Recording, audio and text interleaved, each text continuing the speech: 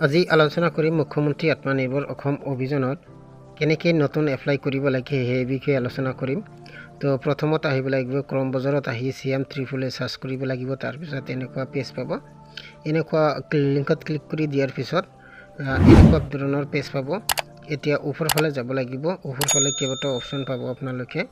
তো এইটো এপ্লাই কৰিবলৈ হ'লে প্ৰথমত লগইন কৰিব লাগিব। দেখা পাব ওপৰত। তাৰ তলতে আছে প্ৰজেক্ট ফাইল আছে, টেমপ্লেট আছে, ড্যাশবোৰ্ড আছে ইয়াতে। তো ওপৰত লগইন দেখা পাইছে। ইয়াতে এবাৰ ক্লিক কৰি দিব লাগিব। ইয়াতে এবাৰ ক্লিক কৰি দিয়াৰ পিছত নতুন এটা পেজ পাব। ঠিক এনেকুৱা ধৰণৰ পেজ পাব। তো ওপৰত কি দিব লাগিব, মোবাইল নম্বৰ দিব লাগিব। তাৰপিছত লগইন উইথ OTP ক্লিক কৰিব লাগিব, মানে সিলেক্ট কৰিব লাগিব।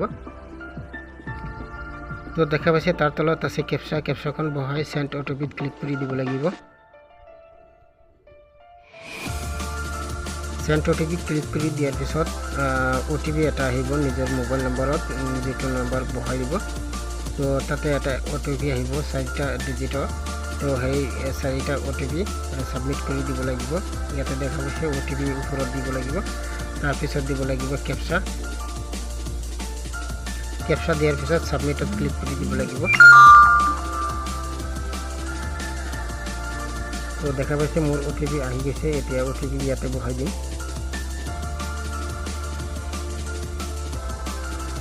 OTP বহাই দিছোঁ। এতিয়া কেপচাখন দিব লাগিব। কেপচা দি আছোঁ মই। কেপচা দিয়াৰ পিছত সাবমিটত ক্লিক কৰিব লাগিব। সাবমিট OTP ক্লিক কৰি দিছোঁ মই। এতিয়া এনেকুৱা ধৰণৰ ওয়েলকাম টু এনেকুৱা ধৰণৰ আহিব। প্ৰথমত মই আপোনালোকক জাষ্ট ডেমো দেখাই দিম কেনেকৈ ৰেজিষ্ট্ৰেশ্যন কৰিব লাগে। তো চাই থাকিব আৰু কি কি ডকুমেণ্টছ লাগে আৰু ডিটেইলছ আলোচনা কৰিম। তো চাই থাকক। মই ৰেজিষ্ট্ৰেশ্যনত ক্লিক কৰি দিছোঁ। তো মই আগতে এপ্লাই কৰিছিলোঁ, সেইটো দেখাই দিম কি কি লাগে, কেনেকৈ এপ্লাই কৰিব লাগে, কি কি ডকুমেণ্টছ লাগিব। জাষ্ট ডেমো আপোনালোকৰ লগত শ্বেয়াৰ কৰিম। যদি এপ্লাই কৰিব বিচাৰে কৰিব পাৰিব। অলপ কেইদিন পিছতে এপ্লাই অপশ্যন দিব। তো প্ৰথমত নাম দিব লাগিব, ফাদাৰ নাম দিব লাগিব, এপ্লিকেশ্যন জেণ্ডাৰ দিব লাগিব, সিলেক্ট কেটেগৰী দিব লাগিব, social category, date of birth দিব লাগিব, পেন কাৰ্ড নম্বৰ দিব লাগিব, এমপ্লয়মেণ্ট এক্সচেঞ্জ অফিচৰ যিটো নাম্বাৰ আছে সেইটো দিব লাগিব, আৰু আপুনি কোনটো সেক্টৰত এপ্লাই কৰিব সেইটো দিব লাগিব। হৈ গ'ল। এতিয়া তলত দেখা পাব permanent address with mobile number. এই ফৰ্মখন ফিল আপ কৰিব লাগিব।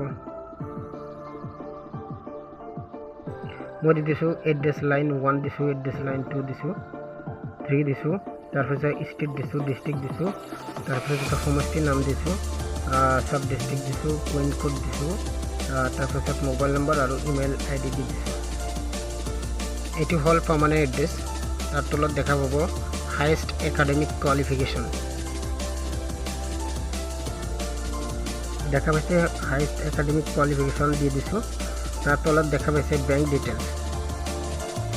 বেংক ডিটেইলছত বেংক একাউণ্ট নম্বৰ দিব লাগিব, FC কোড দিব লাগিব, বেংকৰ নাম দিব লাগিব। তাৰপিছত ব্ৰাঞ্চ নাম দিব লাগিব। তাৰপিছত ব্ৰাঞ্চ এড্ৰেছ, মানে কোনটো ক'ত বেংক আছে সেইটো এড্ৰেছ দিব লাগিব। তো দেখা পাইছে আপোনালোকে ৰেজিষ্ট্ৰেশ্যন কেনেকৈ কৰিব লাগে আৰু কি কি ডকুমেণ্টছ লাগে, কেনেকৈ প্ৰচেছ আছে। একেবাৰে ইজি আপোনালোকে কৰিব পাৰিব। নতুন পৰ্টেল আহিব। নতুন পৰ্টেল আহিলে ঠিক এনেধৰণে কৰিব, কোনো ধৰণৰ ভুল নকৰিব। তো দেখা পাইছে। তো এইটো হ'ল আগৰ ৰেজিষ্ট্ৰেশ্যন কেনেকৈ কৰিব লাগে। আগত ৰেজিষ্ট্ৰেশ্যন কৰিছিলোঁ। তো এইটো আপোনালোকৰ লগত শ্বেয়াৰ কৰিলোঁ জাষ্ট ডেমো হিচাপে কেনেকৈ ৰেজিষ্ট্ৰেশ্যন কৰিব লাগে। তো যেতিয়া আপোনালোকে ৰেজিষ্ট্ৰেশ্যন কৰিব নতুন পৰ্টেল আহিব, তেতিয়া তাৰ পিছত এমাহ বা 2 মাহ পিছতে ফাইনেল এপ্লাইৰ প্ৰচেছটো দি দিব, মানে এপ্লাই কেনেকৈ কৰিব লাগে। তো ওপৰত দেখা পাব লগইন কৰাৰ পিছত আপোনালোকে ৱেলকাম টু ৰেজিষ্ট্ৰেশ্যন ক্লিক হিয়াৰ এনেকুৱা লিংক পাব। তাতে ক্লিক কৰি দিয়াৰ পিছত আপোনালোকে মই দেখাই দিলোঁ ৰেজিষ্ট্ৰেশ্যন এনেকৈ কৰিব লাগে। ৰেজিষ্ট্ৰেশ্যন কৰাৰ পিছত আপোনালোকে ফাইনেল সাবমিট কৰিব লাগিব।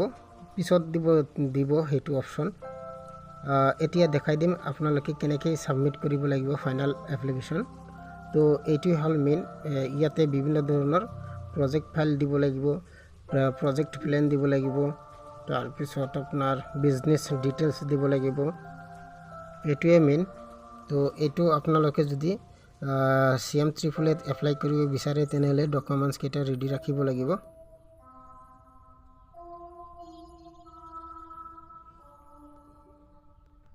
তো দেখা পাইছে সেম যেনেকুৱা ধৰণৰ আপোনাৰ ই কৰিছে ৰেজিষ্ট্ৰেচন কৰিছে ঠিক তেনেকুৱা ধৰণে ইয়াতে এপ্লাইত তিনিটা অপশ্যন লাগে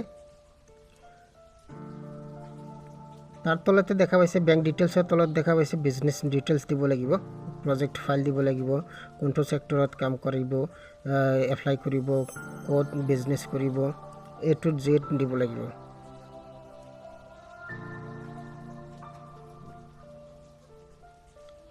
দেখা পাইছে ব্যাংক ডিটেইলসৰ তলত বিজনেস কেনেকৈ দিব লাগে এপ্লাই কৰিব লাগে কাৰেন্ট এমপ্লয়মেন্ট আপুনি এতিয়া কোনো জব কৰিছে নাই এইটো নকৰি দিছো মই তাৰপিছত আৰু ফাৰ্স্ট টাইম এন্টাৰপ্ৰেনাৰ ইয়েস কৰি দিছো দেখা পাইছে দুনিয়াকে আপোনালোকে চাই লওক পজ কৰি চাব কেনেকুৱা ধৰণৰ এপ্লাই কৰিব লাগে আৰু কি লাগে কেনেকুৱা ধৰণৰ আপোনাৰ লাগে ডকুমেন্টছ লাগে জাস্ট এনেকুৱাই এপ্লাইৰ অপশ্যন থাকিব জাস্ট আপোনালোকে যাতে কোনো ধৰণৰ ভুল নকৰে সেই কাৰণে এই ভিডিও লৈ আহিছো তো পাৰিলে মোৰ চেনেলটো নিশ্চয় সাবস্ক্ৰাইব কৰি দিব propose business address to দিব লাগিব কোনটো কোড বিজনেস কৰিব এইটো দিব লাগিব A to Z পাৰিলে ট্ৰেড লাইসেন্স বনাই লব উদয়মান সাৰ্টিফিকেট বনাই লব এইটো যদি এপ্লাই কৰে বিজনেস কৰিবলৈ হলে যিমান কেইটা ডকুমেন্টছৰ প্ৰয়োজন হয় সব কেইটা বনাই লব তেতিয়াহে আপোনাৰ আৰাম হ'ব মানে সিলেকশন পোৱাৰ এটা চান্স থাকিব তো তলফালে দেখা পাইছে আপোনালোকে বিজনেস প্ল্যান মই যেটো এপ্লাই কৰাৰ পিছত এটা বিজনেস ষ্টৰী দিব লাগিব সামাৰি লিখি দিব লাগে হেতু লিখি দিছো কি আপলোড কৰিব লাগে প্ৰজেক্ট ফাইল দিব লাগিব আপলোড কৰি ইয়াত দেখা পাইছে বিজনেস প্ল্যান কেনেকৈ লিখিব লাগে পাৰিলে এইটো আপোনালোকে কপি কৰি লৈ লব তো এইটো আছিল আজিৰ ভিডিও তো ফাৰ্স্ট টাইমত আপোনালোকে এই CM888 ৰেজিষ্ট্ৰেচন কৰিব লাগিব তাৰ আগত কৰিব লাগিব লগইন কৰাৰ পিছত ৰেজিষ্ট্ৰেচন পাব ৰেজিষ্ট্ৰেচন অপশ্যন ক্লিক কৰি দিয়াৰ পিছত ক্লিক কৰাৰ পিছত 3-4 মাহ পিছত আপোনাৰ ফাইনাল এপ্লাই কৰাৰ এটা প্ৰসেস দিব তেতিয়া ফাইনাল এপ্লাই কৰি দিব মই দুইটা ভিডিও একলগে বনাই দিছো পাৰিলে মোৰ চেনেলটো সাবস্ক্ৰাইব কৰি দিব আজিৰ ভিডিও